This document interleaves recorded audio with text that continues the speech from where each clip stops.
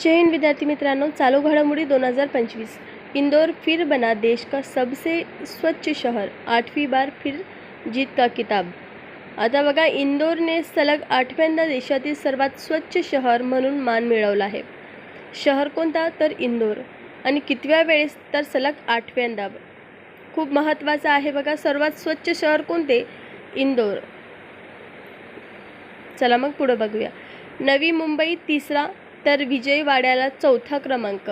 स्वच्छता अभियानात देशभरातील 4500 शहरातून इंदोर पुन्हा प्रथम क्रमांकावर विराजमान आहे बघा।